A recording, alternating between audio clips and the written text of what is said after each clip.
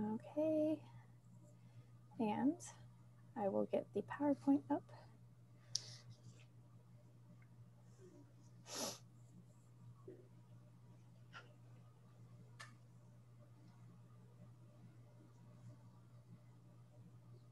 Okay, good evening and welcome to the Vancouver Kimberlite Cluster Seminar. Thank you for tuning in virtually from all over the world. I'd like to introduce myself. I'm Catherine Landoni, a Master's of Science student at UBC studying under Kelly Russell, and I'm the VKC host for this year. I have here with me virtually Barbara Scott Smith, an adjunct professor at UBC as a convener for the 2021 VKC series while Maya Kopylova is on sabbatical. The VKC series is a series of seminars for diamond geology and related topics, and our ultimate goal is to bring academics and industry professionals together. I want to acknowledge SRK Consulting for being a long-time VKC sponsor. Thank you. I know we're pretty well versed on Zoom by this point, but I just wanted to share a few housekeeping notes. Please keep your microphones and your cameras off during the presentation for the quality of the streaming. The presentation will be about 50 minutes long, and then I will help facilitate a questions and answer period after the talk. So it'd be great if you kept your questions for the end. And then after the Q&A, we'll stop the recording and be off the record, and we can move towards a more informal social hour where you can grab a drink and a snack and we can pretend like we're at the pub. So I'm delighted to welcome Marty Podolsky, a PGO, who is speaking from Vancouver, BC. Marty has been in the diamond exploration, evaluation, and mining industry for over 35 years and is an accredited project manager. He comes from Australia, receiving a Bachelor's of Science in 1982 from the University of Melbourne. Marty worked mainly for De Beers until 2015, spending his early career years doing diamond exploration in Australia, where he discovered a number of kimberlites. That's super cool.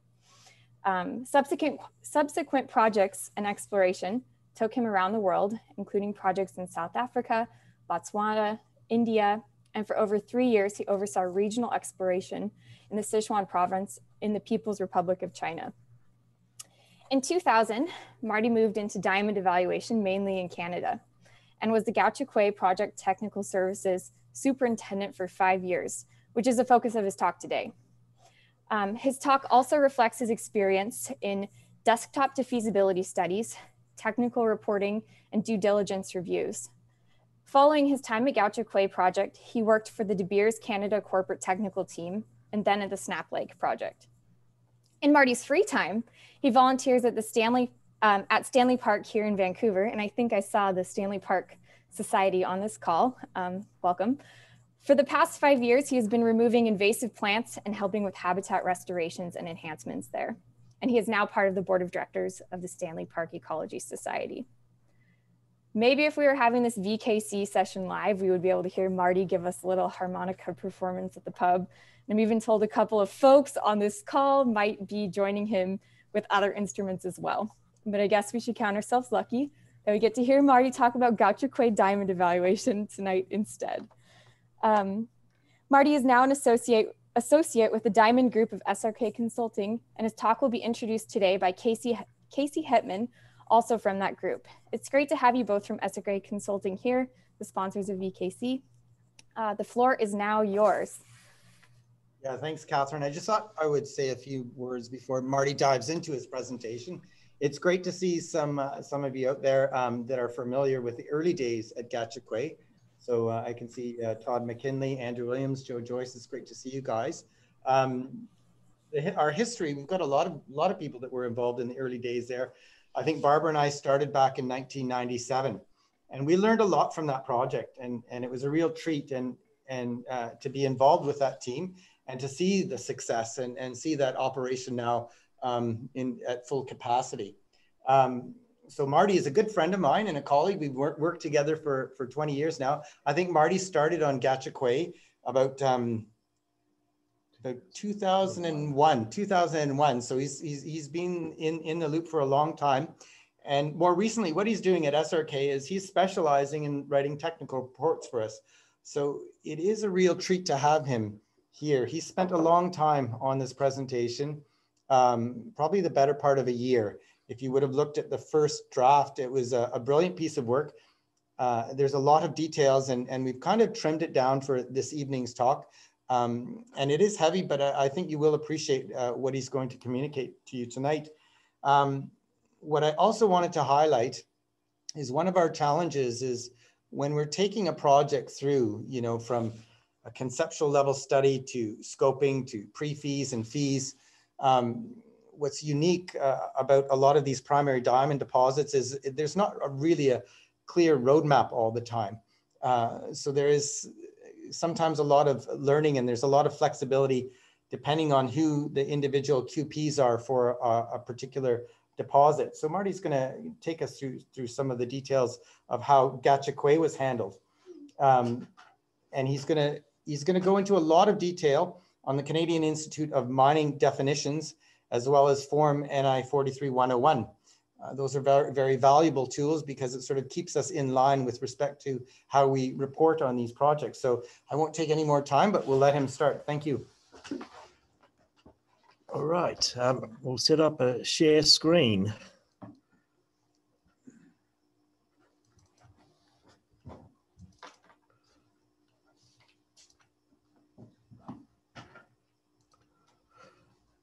Are we good? Hopefully we can all see my screen here. Looks great. Okay, I'll just set up the laser pointer. Okay, thank you for those kind introductions. A number of acknowledgements. As we do at Stanley Park, the first acknowledgement I would like to make is that I acknowledge the land on which I work is the traditional and unceded land of the Musqueam and Squamish Nation and the Tsleil-Waututh Nation. I'm grateful for their 4,000 years of continual stewardship and respect for this land. Also to De Beers, in particular, Dr. Malcolm Thurston, Pamela Ellemers, and from Mountain Province Diamonds, Dr. Tom McCandless, from SRK, Jarek Jakubek and Casey Hetman, for their reviews and inputs and thoughts and guidance. You're going to see some nice diamond photos as we carry on through the talk. The talk's in three parts. The first section, as Casey introduced, I'm going to look at primary diamond asset development standard, definitions, guidelines, general terms, an overview of Gahcho at 2010 feasibility. In the second part, we will dive into the journey that Gahcho had and quickly look at two other examples, Karowe in Botswana and Sable Ekati in the Northwest Territories. And in the third part, we're going to look at some considerations about a primary diamond rock-hosted asset development standard governance model. Diving into the introduction,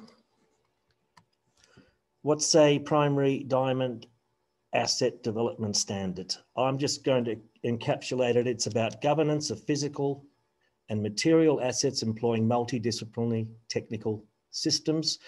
Here's a definitions about what asset management is, and what I like is it talks about systems here.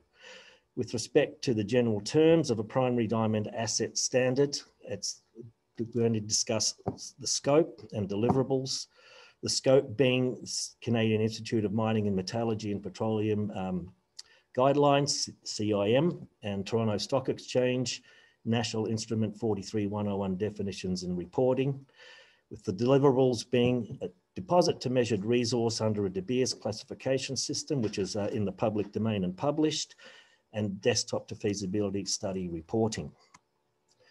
Description of what's a primary diamond resource. The main primary source rocks for diamonds are kimberlites. We're all very familiar with them being downward tapering, steep-sided, pipe-shaped bodies infilled with volcanic clastic kimberlite from multiple eruptive episodes, with the total or remnant products of a single batch of magma being termed a phase that locally sampled discrete temporal zones of upper mantle and characterized by unique diamond parcels. Now, a single phase can comprise a variety of geological units, lithologies, facies, lithofacies, and facies associations.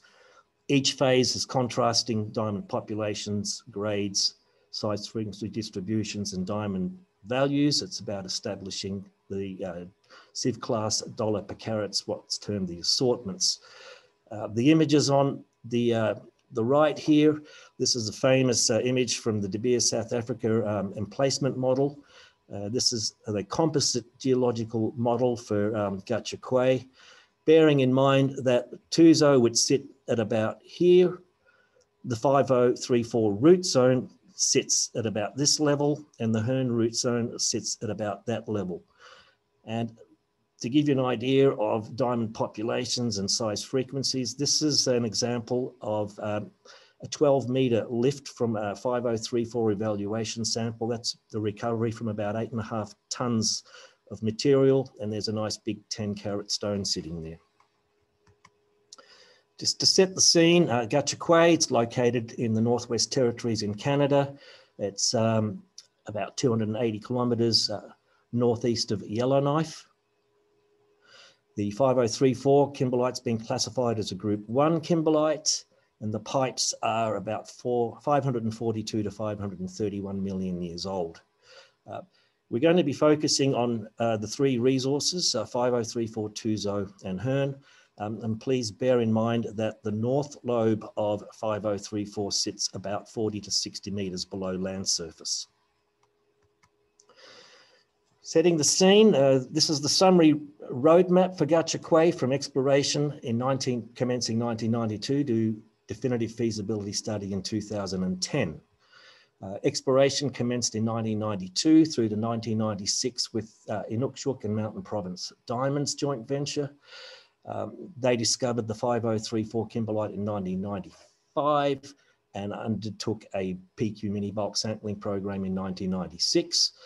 De Beers Exploration Canada came in 1997 and was an operator through to 2003. They discovered Hearn, Tuzo, Tesla, and Dunn in 1997 and did evaluation bulk sample drilling in 1998, 1999 at 5034 West Centre East Lobes, Hearn, Tuzo, and Tesla. And then they upped the ante at 5034 and Hearn in 2001 and 2002 with a 610 millimetre reverse flood airlift assist program. In this period, there was 3 desktop studies, one at 2000, 2002, and one in 2003, at which time the project was handed over to De Beers Canada Corporate. They undertook feasibility study in 2010. The core drilling was carried out between 2004 to 2007, which included geology, resource, geotech, hydrology, ore dressing, and civil engineering core disciplines. There was 2 mini bulk programs, one at the 5034 North Lobe, which was a large diameter core exercise in 2007, and a 610 millimetre reverse flood airlift assist program at Tuzo in 2008. Environmental and socio-economic studies were ongoing from 2004 and onwards. Studies included a interim technical study 2005, a conceptual study 2006, an interim study, technical study in 2009, with the definitive feasibility study being reported in 2010. Please note and be aware that it took another 3 years of permitting to get it through into construction in 2013, and there's a 2014 feasibility study update. This is what the resource looked like at 2010. What you see is what you get. Tesla is not in the picture. It did not make resource status. So you've got looking at a total of 30.2 tonnes indicated for 50.6 million carats.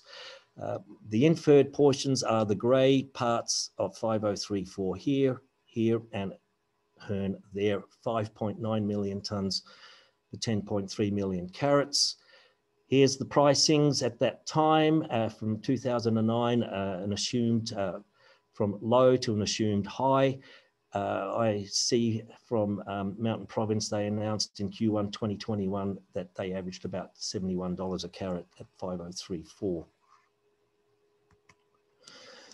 You're going to have to bear with me through this section. There's a lot of definitions that we're going to really race through. So if we're looking at our external guidelines for our asset development standard, we're considering the CIM definition standards from 2014, which are current, and National Instrument 43101. The current standards are dated May 10, 2014, which established definitions and guidance for mineral resources and reserves and mining studies in Canada. There is a call now in January for a new committee updating the definition standards.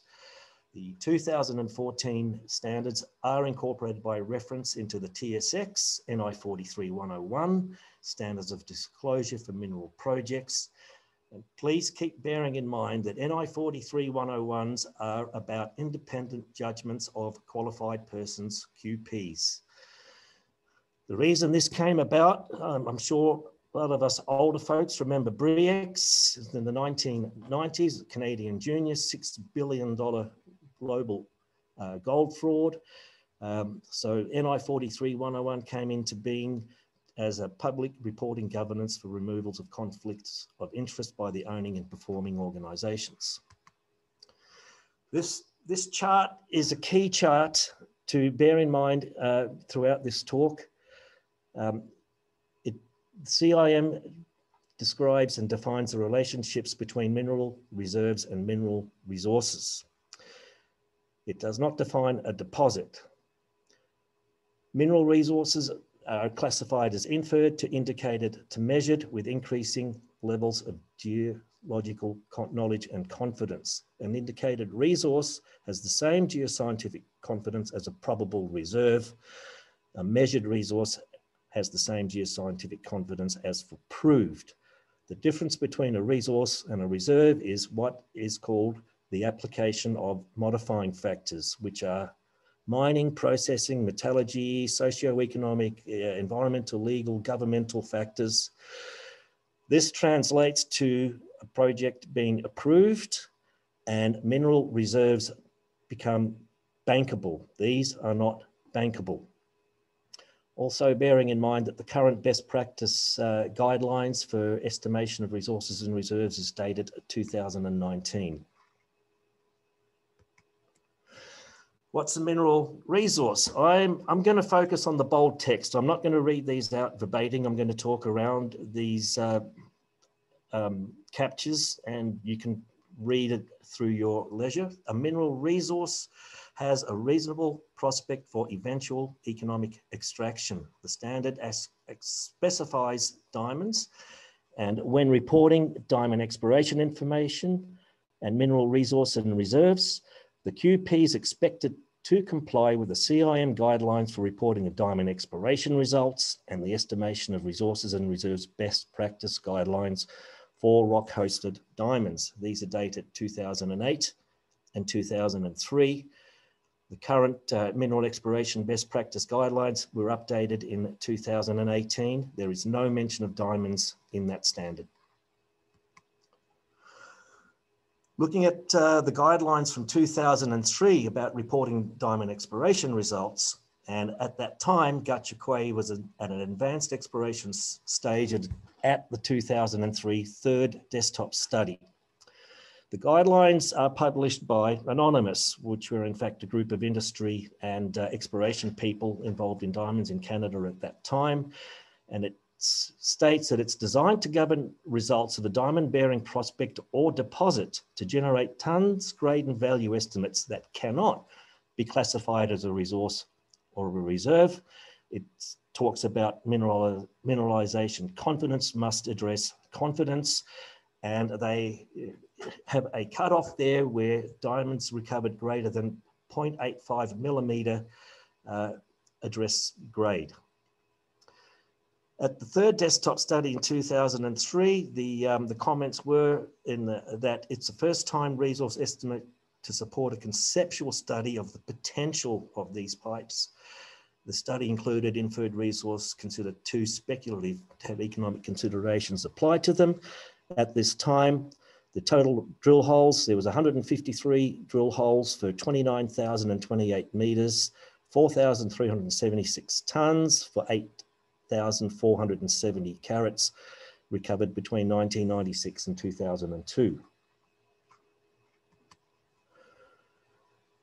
The CIM estimation best practice guidelines for rock-hosted diamonds, resources and reserves is classified as a CIM other commodity. The contents of the guidelines cover definitions and units, a resource database, testing and analysis, geological interpretation and modeling, mineral resource reserve estimation, diamond valuation and reporting of resources and reserves, and reconciliation of a mineral reserve. The standard begins with the word preamble, that they apply to natural diamonds in rock-hosted deposits, applicable to CIM other commodities.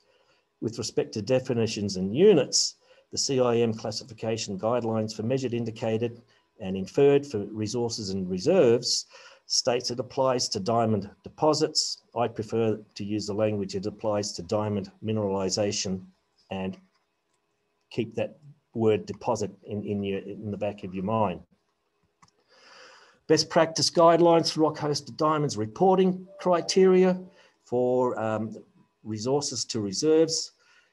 If you look at the two tables in there, you filter out that you report under geology and geotechnical for resources, resource volume, grade and value estimation, metallurgy at a conceptual level, and a resource classification.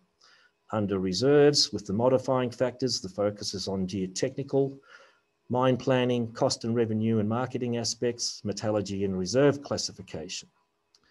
At about the same time, here's an image from Gahcho site in 2007 in the fall. You can see this is the site footprint, camp and surrounds, laydown area. Tuzo sits under here, and this is actually the 5034 North Lobe large diameter core drill site in 2007. What's an inferred resource?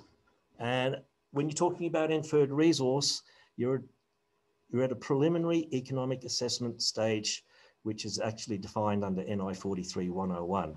An inferred mineral resource has quantity and grade where the geological evidence is sufficient to imply but not verify geological grade or quality continuity.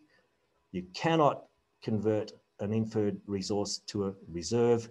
The language is that it's reasonably expected that the majority of inferred resources could be upgraded to indicated with continued exploration. I prefer to use the term evaluation, and I'll be talking next slides using an alternate language.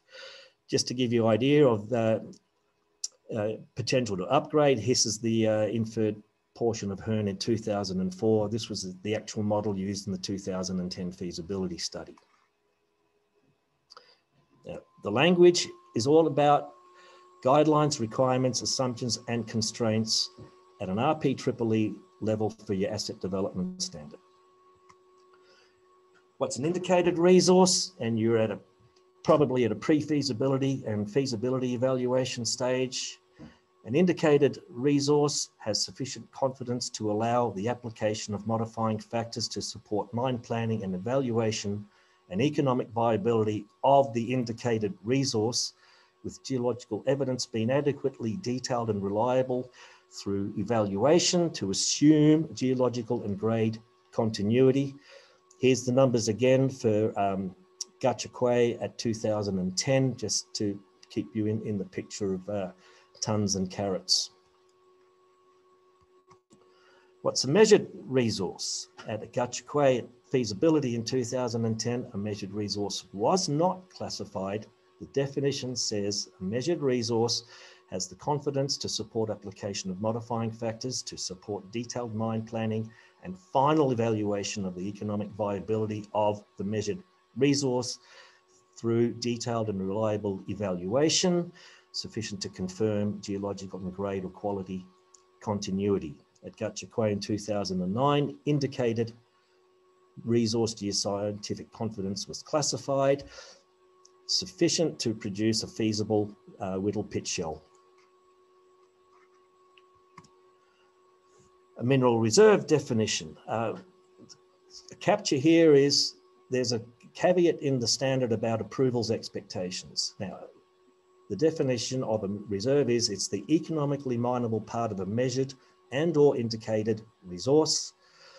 For your governance, for your asset development standard, you need indicated resource geoscientific confidence.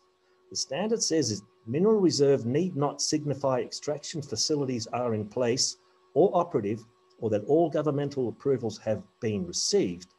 However, it does signify there are reasonable expectations of such approvals. And at Gahcho, the environmental impact statement was submitted in 2010 and approved in 2013 after 3 supplements. So the standard's pretty bang on there. What's a probable reserve? Gahcho, 2010 feasibility study, they were reported. A probable reserve is the economically mineable part of an indicated and sometimes a measured resource. For your governance, for your asset development standard, you need measured or indicated resource geoscientific confidence. There is one mention of ore. There's 2 mentions of ore in the standard. And the only time that they mention ore is here about discussing mineral reserves. It states the reference point at which mineral reserves are defined is usually the point where the ore is delivered to the processing plant. Please bear that in mind. The confidence at 2010 from probable reserves sufficient to produce a mining schedule, million tonnes on the left here, carats per tonne on the right, 5034 in blue, Hearn in green, and Tuzo in red, with the line here being the mine grade.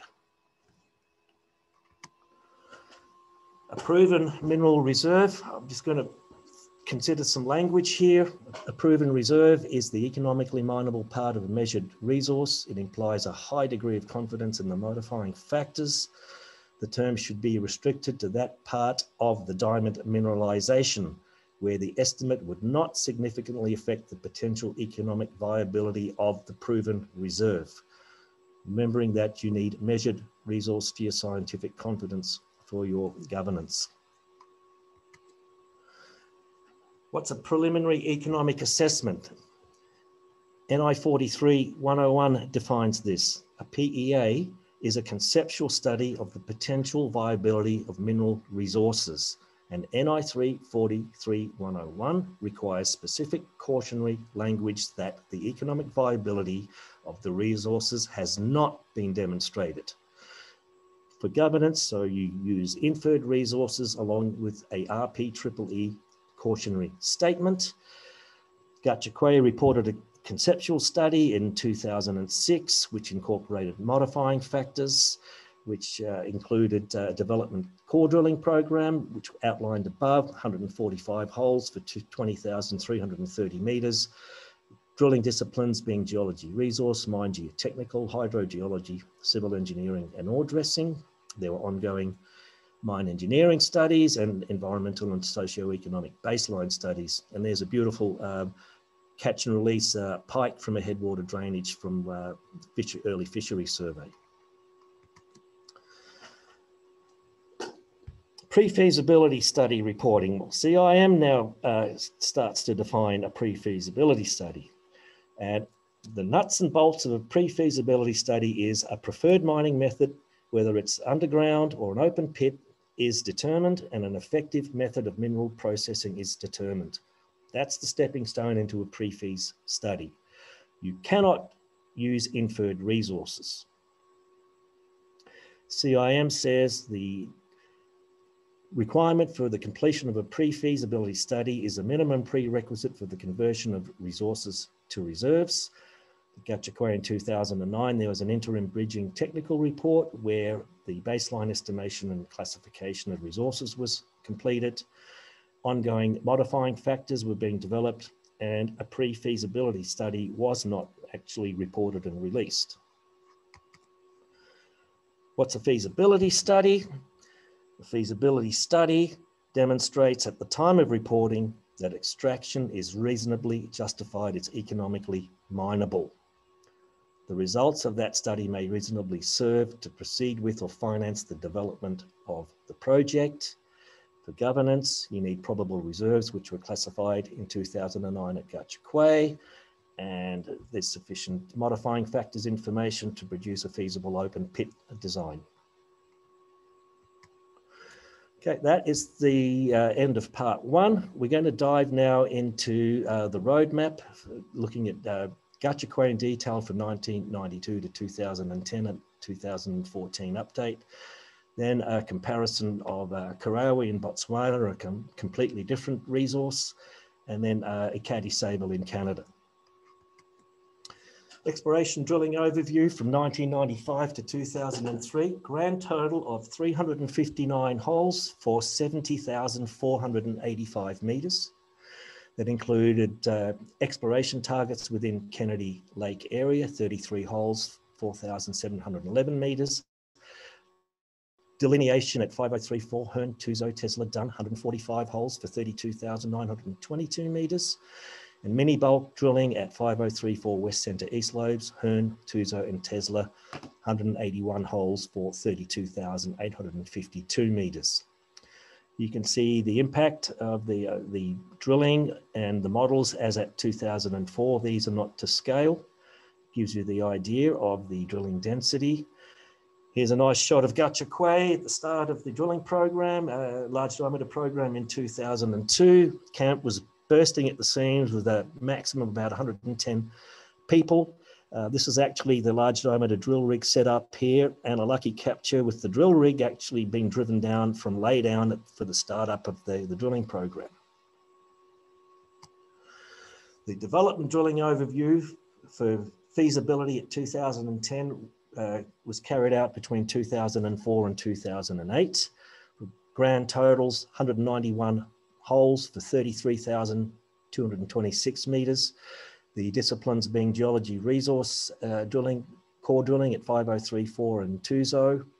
I'm not going to read these numbers out. I'll just let you peruse these. Resource mini bulk at 5034 North Lobe and Tuzo. Mine geotechnical core drilling at 5034 Hearn and Tuzo. Hydrogeology core program, which included installation of West Bay monitoring wells. Specific ore dressing studies for metallurgy at 5034 and Hearn, and a civil engineering program which included sonic drilling. This is a shot, a very frosty morning that was in 2004, looking southwest over Hearn. And in fact, Gahcho, Kennedy Lake is a regional headwater. That's looking at the drainage divide there. Everything flows south into the Great Slave over that point, over that line, and the south arm of Kennedy Lake swings around to the north in the east arm and flows northwards. The total drilling capture that we're looking at is in this image here on the left. We're looking at a 500-meter grid, it's 20 square kilometers, Tuzo, 5034 and Hearn. We're looking at a total of 550 drill holes for 103,711 meters. The drilling's broken out into exploration, delineation, mini bulk and development disciplines. You can just get a feel for the numbers and by year and summaries in this part of the table. The mini bulk total being a total of 195 holes for 35,587 meters. Driving into the resource numbers, the carats recovered were recovered between 1996 and 2008 by drilling. This is focusing on the 5034 Hearn and Tuzo resources. It's broken out by program, year, and type. The grand total being 10,286 carats, 5,362 tons, 167 drill holes for 31,606 meters drilled. The major programs being 1999, 311 millimeter diameter RC at 5034 West Centre East, Hearn and Tuzo. Then at 5034 and Hearn over 2001 and 2002, which was a 610 millimeter reverse flood airlift assist program. 2008 Tuzo being the final program, and an important and significant program at 5034 North Lobe in 2007 being the 149 millimeter large diameter core program. Very importantly, there was a lot of breakage in the 1999 program, 43 to around 40% in hard hyperbyssal kimberlite compared to about 24 to 30% in the softer T case. The revenue people were saying that big problem, very difficult to get a handle on what those stones were worth, get the breakage down more comparable to mining. And this is what happened in 2001 and 2002. Looking more closely at these numbers, there's the HKTK breakouts from 1999 compared to 2001, 2002. It's a key aspect of understanding revenue is understanding your breakage in your exploration programs. There's a photo of Alex Van Sale. This really drives home the difference between 1998, 1999 and 2001 onwards. Big difference in the bit sizes. It was a lower diamond breakage recovery system going from RC to reverse flood airlift assist. We employed a drill parameter recorder for the first time, which was state of the art back then, recording real-time parameters, which were cross-plotted against everything from chip logging and granulometry by sample intervals to get a handle on our breakage. Looking at microdiamond sampling, and what's the definition and reporting under the CIM 2008 guidelines? Overall, there was 89 holes sampled, a total of 839 samples collected. Total kilos being 8,667 kilos for 42,420 stones. Looking at these numbers, microdiamonds had increasing importance in resource estimation at Gahcho over from 2005 to 2007. 296 of those 372 holes were collected. Looking at Tuzo in 2007 core program, of the 406 samples, 364 of those were collected from 26 holes in 2007. There is no definition of a microdiamond in the standard. There is one mention of the word microdiamond, and that's in this paragraph here, where it states the terms microdiamond and macrodiamond should not be used when stating a resource or a reserve estimate to eliminate confusion in the use of these terms. There is a historical precedence from De Beers, who have traditionally defined a macrodiamond as having 2 dimensions greater than 0.5 millimeter, achieved by screening on a square mesh wire sieve. SRC, Saskatchewan Research Council, they process down to 0.075 of a millimeter up to 4.75 millimeters for reporting microdiamonds. The sieve class screens they use around the 0.5 millimeter mark is they use a 0.425 to 0.6 millimeter breakout, but they do classify a 0.425 millimeter micro at minus 0.5 millimeter or a 0.42 millimeter macro at plus 0.5 millimeter screening using a 0.5 millimeter square mesh wire sieve. Could be a precedence for defining a microdiamond. The roadmap for 5034, getting to an indicated resource from a conceptual model in 2006 to a resource payback model in 2010. It's a combined geology resource internal east and north lobes model with a global west and center lobes model, and at that time inferred north pipe and south pipe.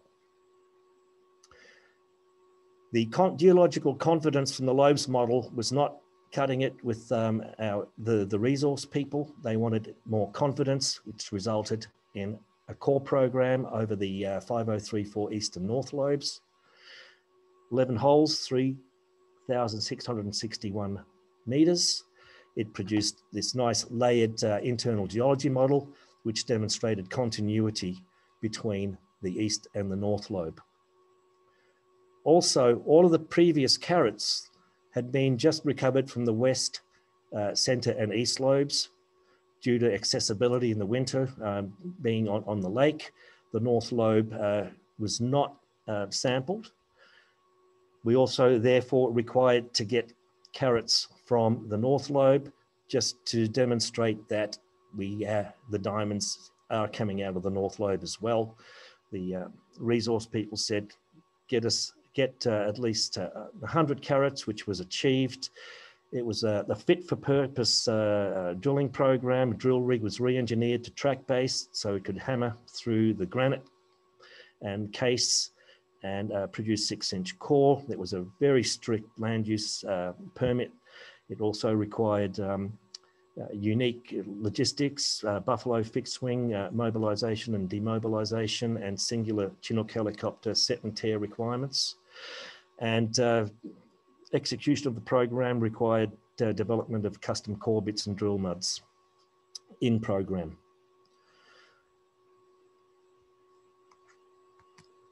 The Tuzo journey from 2006 conceptual to 2010 feasibility involved a vertical geology resource core grid, 27 holes, 8,574 meters. The sampling protocols were designed by conceptual mine bench intervals, which included microdiamond sampling, petrology sampling, geochemistry sampling, line scanning aspects. The final program at 2008 was the large diameter drill program, 9 holes drilled for 1,234 meters, 956 tons, 1,713 carats recovered. We got a very nice 25 carat stone, which was valued at $440,000 from that program. Here's the setup of the drill rigs in 2008. In terms of logistics, it was 100% Hercules supported. There was a trade-off study done against the winter road. It was far better off to just fully use the Hercules. Part of the deal which sealed that was being able to secure the First Air night lights and their load trailer. And that enables to get flights in at night time, which really helped to clinch the deal on logistics, getting equipment and samples in and out and supporting camp. Further work at Tuzo over 2011 and 2012, there was the so-called Tuzo Deep Core program, 5 holes for 3,725 meters. The model at 2010 was cut off at 360 meters below surface. So this portion here became indicated, and an additional 8.9 million tons of inferred resource was added to Tuzo. This was updated in 2014 in a resource statement by Mineral Services, with a probable reserve of 16.4 million tons for 20.6 million carats at Tuzo. And this was used in a feasibility study update reported by Mountain Province Diamonds and JDS in 2014.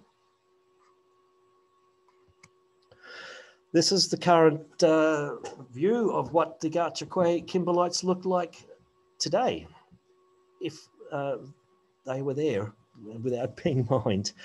And the surprise being the discovery of the Wilson deposit in 2019, which is this body here. So it's a bit of a different picture to 2010. And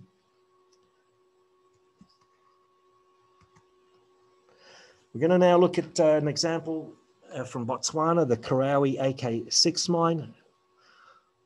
This is a very famous type 2 diamond producer. It's a completely different beast to Gahcho. I'm going to just really quickly overview the exploration, which was discovered in 1969 by De Beers. evaluated by drilling. There's limited information in public domain. By 1975, it was considered to be about 3.3 hectares and about at a grade of about 3.5 carats per 100 tonnes. Further exploration work up through to 2004, which included reassessment, reverse circulation drilling, produced a result of 25 carats per 100 tonnes, and ground magnetics identified the body to be about 9.5 hectares. With respect to studies and development, to feasibility in 2010, this took place between 2004 through to 2009. There was a De Beers conceptual study in 2007. African Diamonds produced a pre-feasibility study in 2007, and Botiti produced a feasibility study in 2008. A value engineering study was produced in 2009, with Lucara finally taking full ownership in 2010. Here's the numbers from the evaluation work between 2003 to 2007. It included trenching and drilling. You got land access all year round. Most of the carats have been recovered through drilling, recovered from 1,205 carats from 143 holes for 35,961 metres, 6,170 tonnes. Compared to the trenching, there is only 582 carats recovered from 19,467 tonnes. So most of the carats are recovered from drilling. This is their resource statement as at feasibility at August 12, 2010. You're looking at a probable reserve of 36.2 million tonnes for 6.27 million carats, with an average dollar per carat for a reserve at $243. However, looking at the large type 2s that it produces, here's the famous Lesedi Lerona at 1,109 carats, which sold for $53 million, which roughs out to about $47,800 per carat. It's quite a substantial difference there. Compared to Gahcho at 2014, you're looking at a probable reserve of 35.4 million carats.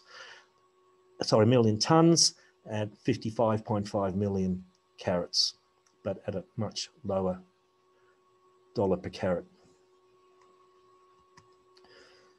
The Sable pipe example at Ekati in Canada, as reported by Dominion in their September 15th, 2016 technical report.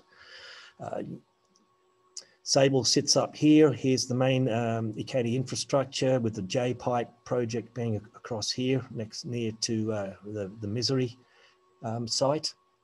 It was discovered in 1995 by BHP Billiton. It's located beneath a lake, Sable Lake, 17 kilometres north-northwest of the mine infrastructure within the so-called Dominion Diamond Corporation joint venture property core zone. They've got a total of probable and proven reserve of 12 million tonnes for 10.1 million carats,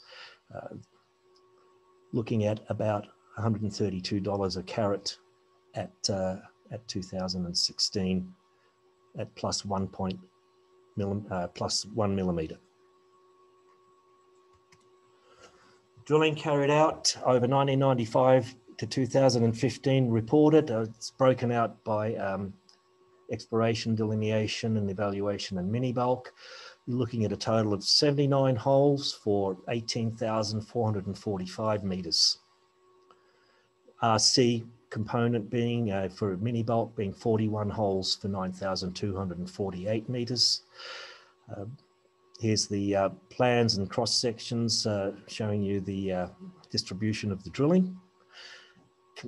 Comparing this to Tuzo at 2014, there's 59 delineation holes for 19,435 meters, 7 geotechnical holes for 2,119 meters, 38 mini bulk holes for 5,600 meters, a total of 104 holes for 26,614 meters. Not that significant a difference. Here's the carats recovered by their evaluation in 1996 and 2015. Not all the numbers are fully reported, so there's a back calculation based on grade for the tonnage from 1996.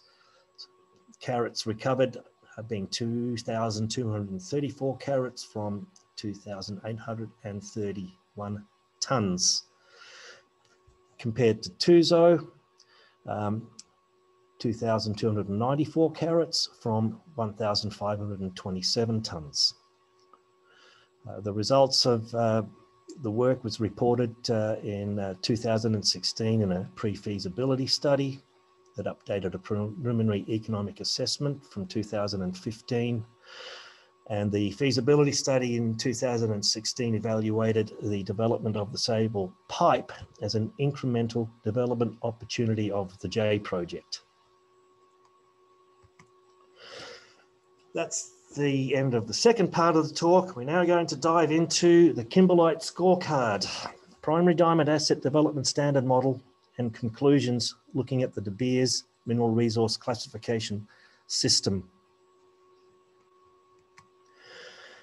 This is published by De Beers, the South African Institute of Mining and Metallurgy. It's downloadable. If you're interested, grab a copy. It's titled Development of a Best Practice Mineral Resource Classification System for the De Beers Group of Companies.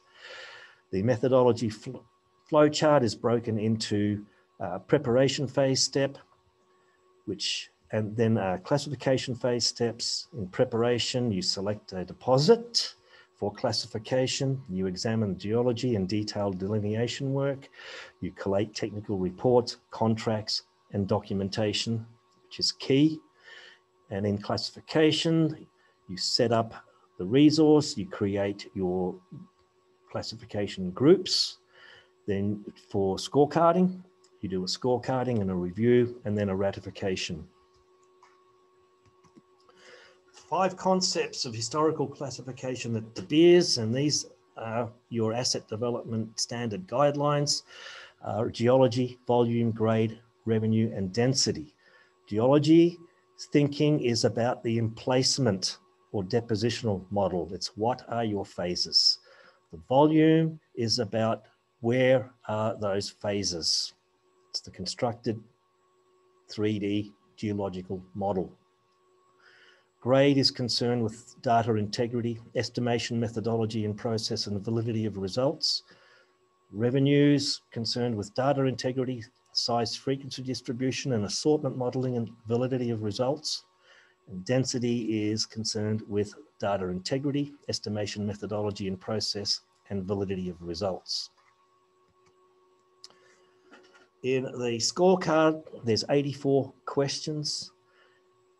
It goes through a system of knowledge techniques that relate to the application of appropriate methods, sample and data integrities associated with procedures, security issues, logging methods, positioning accuracy, and further attributes, sampling accuracies concerned with respect to grade, how it relates to how the area was sampled, and how sample volume was measured. Of the 5 variables, geology, grade, and revenue are considered critical and assigned the highest weighting.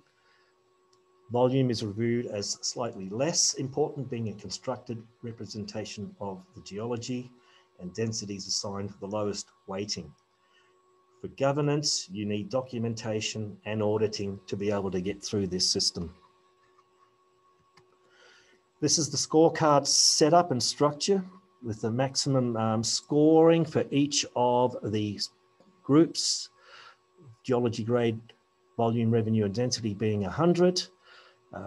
Here's the distribution of the requirements. So these are Your deliverables, here's your requirements: knowledge techniques, sampling data integrity, sampling representation accuracy, program, estimation methodology, definition of geology model, and other risk analysis techniques.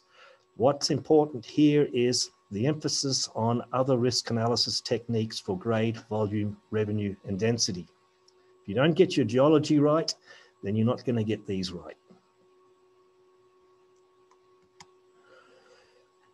This is a key image. It's very simple, but it's very powerful. And these are the De Beers assigned geoscientific classification limits for a deposit to a measured resource.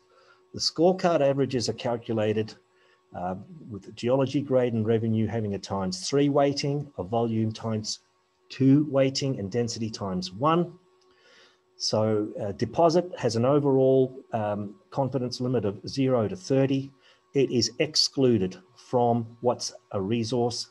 Resources have confidence of 30 to 90 and measured resource from 90 to 100. So here's the consideration. Deposit is exploration. Inferred resource is evaluation. Mining is about development. Setting up a work breakdown structure for your asset development standard. This is a simple engineering tool. It's a waterfall chart by activity. So consider geology and resource, geotech and geohydrology, mine design and mining, metallurgy and ore processing, engineering, design and infrastructure, environmental and permitting, and social and community and governmental aspects. You translate that into a matrix.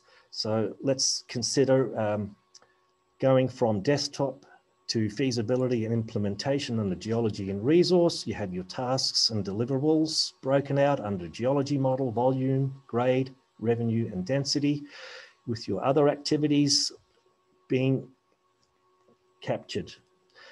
Consider what's not externally defined. For example, what's a prospect and exploration versus a deposit and evaluation?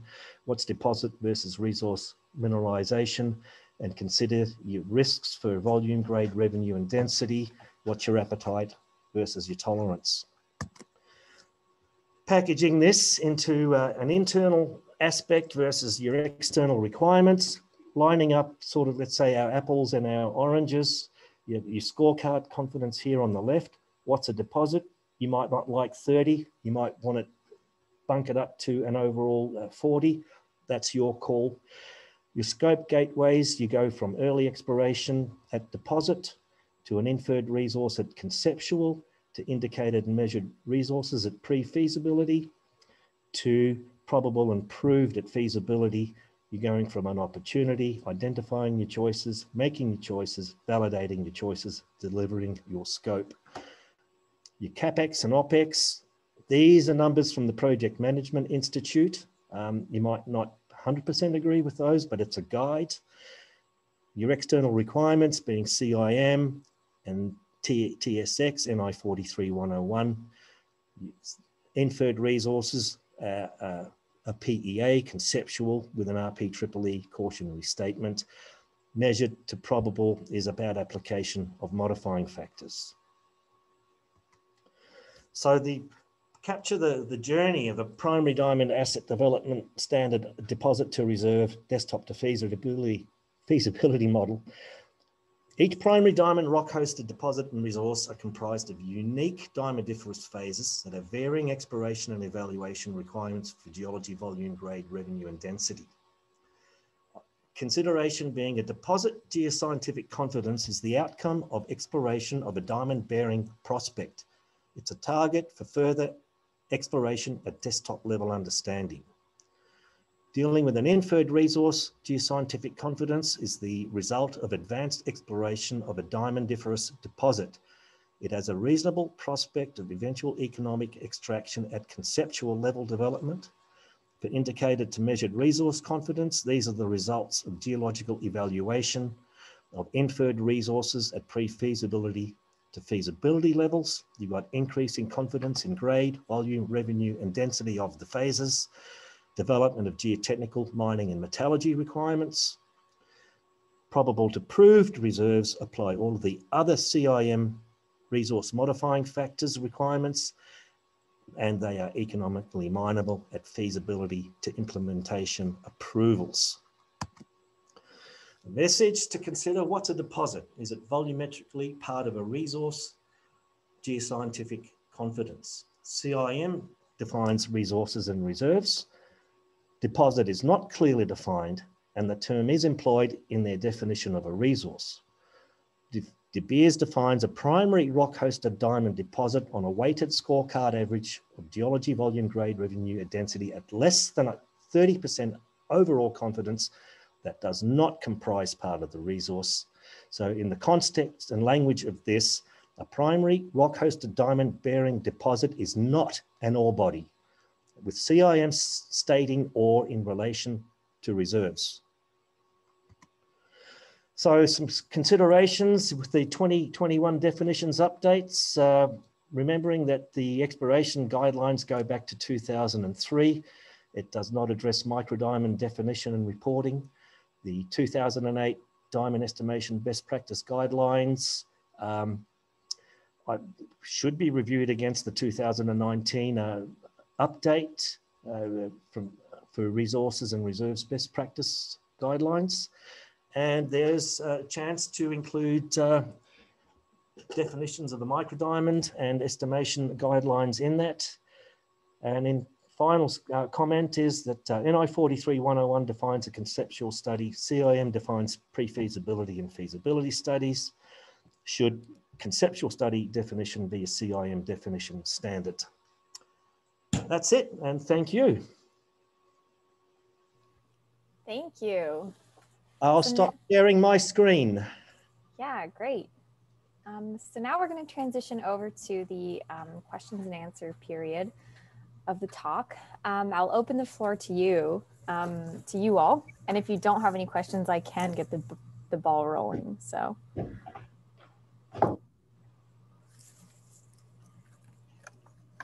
Marty, leave your talk up because people might ask questions to the slide. Yeah, that's a good idea, Barbara. Well, Marty, I was just going to ask you to expand on the issue of why the term deposit is so important. The language is not consistent in the CIM definitions. They do not define what a deposit is. And I think it tends to confuse people when you're talking about resources with using the word deposit, because De Beers clearly identifies a deposit as not being part of a resource. And that's I think, an interesting approach, and I think it's a valuable approach. Yeah. Isn't a deposit just when you found it and you don't know much, and it gradually moves from being a deposit up to inferred, indicated, and so on? And isn't that the first sort of before you know what's going on, and it may not make it any further, and maybe it will? I would think that the initial word in consideration is you have a diamondiferous prospect. Prospect.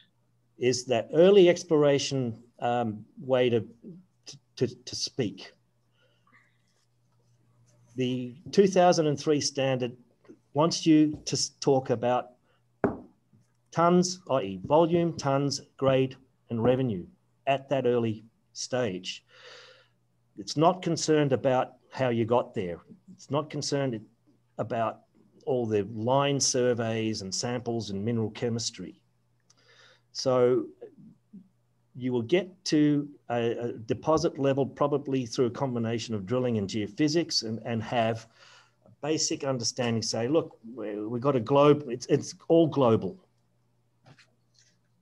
Global volume, global grade, hardest thing to understand would be revenue.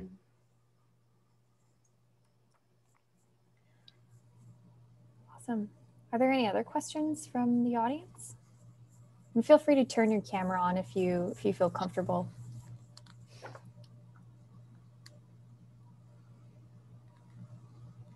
Can I ask one then? Yeah. Marty, you mentioned that if the geology is not right, you can't get it right, which of course I'm a supporter of. And you also mentioned the fundamental concept that makes the geology correct, and that's phases of kimberlite. Is there any mention of some fundamental thing like that in the CIM guidelines anywhere? They don't go into that. That's for the QP to do. No, I don't think so, Barbara. It's about a QP's independent judgment and opinion, bearing in mind that when you're doing a CIM study, you're doing that internally, like you're doing a pre-feas or a feasibility, that's internal. The public reporting from NI 43-101 is an independent external QP's opinion on those internal studies. So I think where you'd be driving that message would be internally within your organization. I'll see that. Just one more question. Do you think the CIM whole concept has been, post-Pre-Ex, has been successful? I think so, yeah. Hopefully nobody who has lost their entire investment, and which is not recoverable. And the whole thing about Pre-Ex was that the investors lost all that money. $6 billion was not recovered by the investors. And it was, what, 1994 with the DO27 announcement that I think there was $2 or $3 billion lost off the stock exchange. Okay. It's not after Pre-Ex. So can I make a comment? It's Tom McAllister. Marty, thanks very much for organizing this talk. I know you worked really hard on it, and it's really a great history of a technical history of the requirements involved in getting a discovery to a mine post Pre-Ex and post Ekati. Ekati was already operating when GK was discovered. So it's a great story, and it was when all these regulations were now in place. So it's a great you've done a great job in documenting that. So I have to push you on a little bit, though. I want to ask you, you've mentioned microdiamonds a couple of times here in your talk about how to define them. How do you want to define them? I think that there is a case for 0.5 millimeter. It's interesting that that's really more of an exploration, I think, push for that 0.5 millimeter break. Perhaps the explorationists in the diamond industry would care to weigh in on that. My other thought on a microdiamond is, I mean, what's probably the worst exploration result you can get is 1 or 2 microdiamonds and nothing else. Where did they come from? And I wonder what is the win factor there? How far can a diamond be blown by saltation, and whether that could be a definition that could be applied? Okay.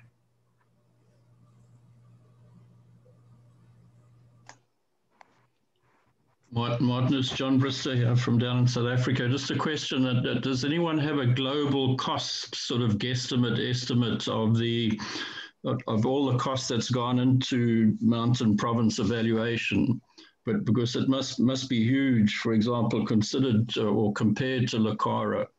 And you've had the benefit again of Big Brother De Beers, bearing a great deal of that cost. I mean, is there room for junior diamond mine developers today, looking at the amount of work involved and the actual cost of all that work?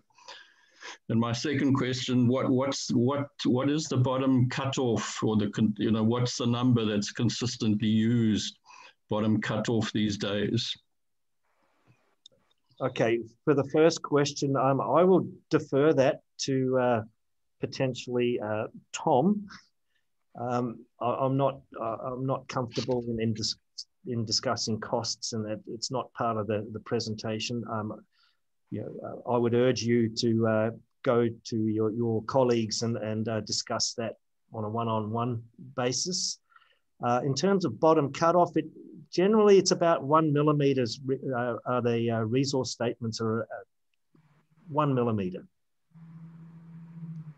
Okay, and the implications for synthetics starting to, again, you're looking at less than $100 a carat. I mean, more and more, if you look at what's going on at places like Arapa, even Arapa is coming under pressure from those, synthetics eating away at the bottom end of all these producers with lots and lots of melee and small, cheap goods. Yeah, look, there's two sides to it. There's some people that don't have an issue with a synthetic and they're happy to buy a synthetic. Other people prefer to buy a natural diamond. I can't answer that specifically. Natural diamonds are a finite resource at this time. Eventually, we're probably going to run out at some stage. Probably going to be a resale market there, but yeah, synthetics definitely. I think personally, my personal opinion, yeah, it's a growing market. Yeah.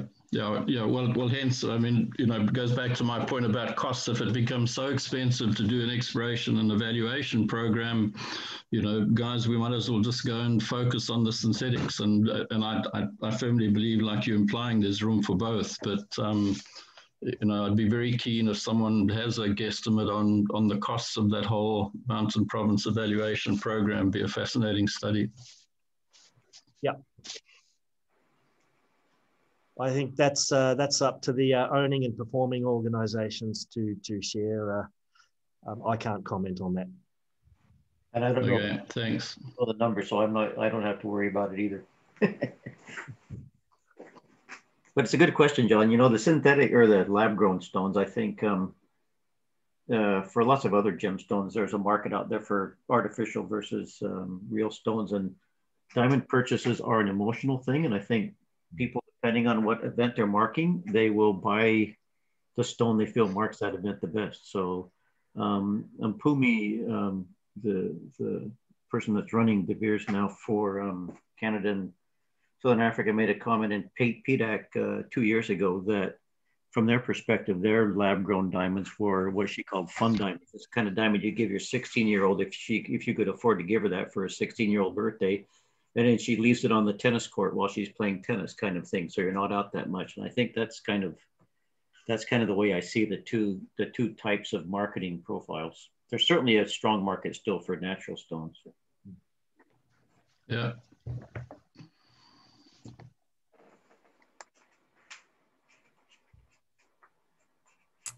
Are there any other questions? Well, I guess I have a lot of questions because I guess I'm involved with the whole thing. But Marty, I'm just curious about the De Beers best practices and the diamond or the data sampling density being one of the lower factors on the totem pole when you try to look at a resource. In my mind, as a QP, I would think I'd want to see more. Well, you see the greater sampling in terms of the number of drill holes per distance from along a resource or volume of a potential resource, or the more sampling down hole in each of those drill holes. I would think that would be one of the stronger factors you would want to use in order to weigh in the potential resource, but it would define the resource for where that density is the greatest. But it seems like they kind of put that low on the totem pole. Do you have any sort of comments, either historical or otherwise, about that? I think you're driving into the scorecard setup there, Tom. Yeah, that's right.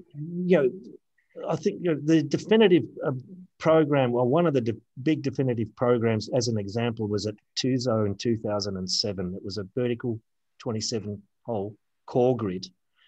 And the sampling was organized by conceptual mining bench intervals.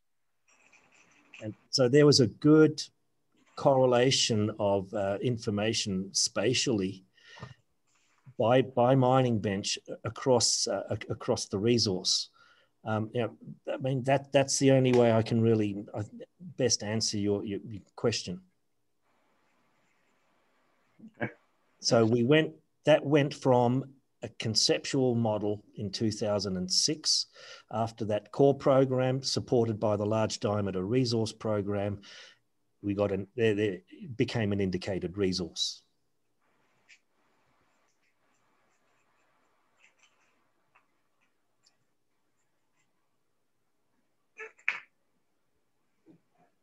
Are there any other questions hanging around in the audience? It's Andrew Williams. I worked with Marty for many years, and just going back to the question of cost, I think it was from John Bristow. I'm pretty sure if you look at the NI 43-101 reports about the time that they released the feasibility studies, 2013, 2014, they'll actually include sunk costs, which from that, I think you can infer the level of exploration expenditure.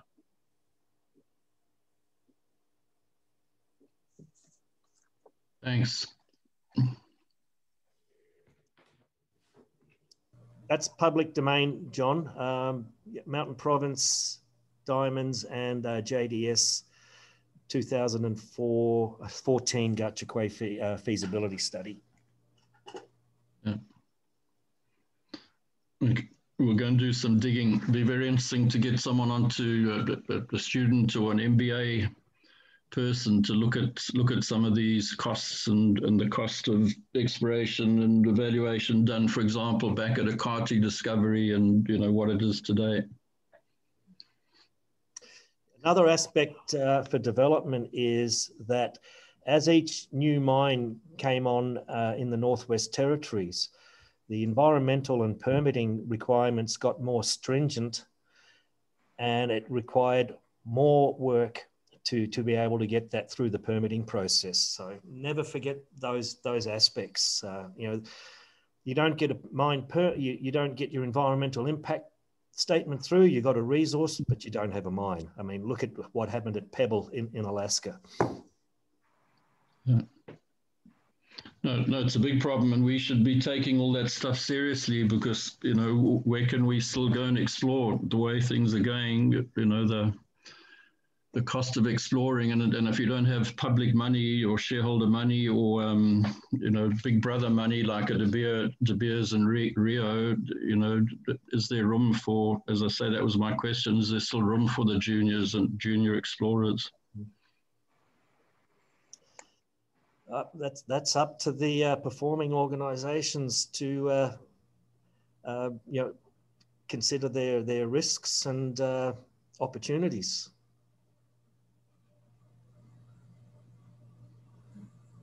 Yeah, I think that if you comparing Southern Africa, for example, to Canada, you could probably calculate what you need for grade and value in order to actually go explore in Canada, given the much more incredibly complicated logistics in Canada versus, say, for example, Botswana. I mean, the biggest detriment I can see in Botswana is that your days are only 12 hours long and then it's dark instantly. That's kind of the downside there, but otherwise it's quite easy to get around and get things done there. So juniors, may have more success in Botswana than they would in Africa, depending on who supports them and where their shareholders are coming from, things like that. So yeah, it's kind of like location, I think, when it comes down to it.